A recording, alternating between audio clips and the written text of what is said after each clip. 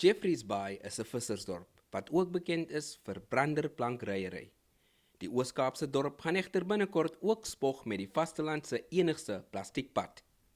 Volgens die voorman van die projek is die stormwaterstelsel een van die belangrikste elemente van die plastiekpad. En dit is waaraan die bouspan nou werk. 'n Stormwaterinstallasie behels om reënwater wat op die pad val so vinnig moontlik van die pad af te kry sodat dit kan wegloop. Want vanselfsprekend is water 'n baie lelike ding vir as hy op 'n pad staan.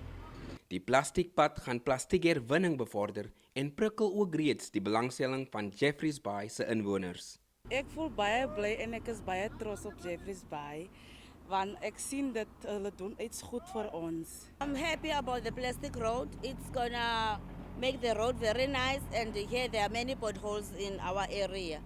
I'm pretty excited. I think as a surfer we're always about sustaining the environment, and so instead of just having a waste, it's now finding an alternative use for it.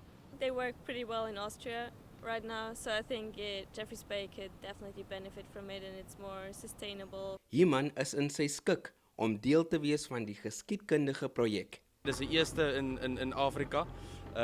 So ek is eintlik baie bevoorreg om op hierdie job te kan werk. Die eerste fase sal na verwagting die week afgehandel word en fase 2 sal volgende week afskop. Benito Carlson vir Nuusdag in Jeffreys Bay.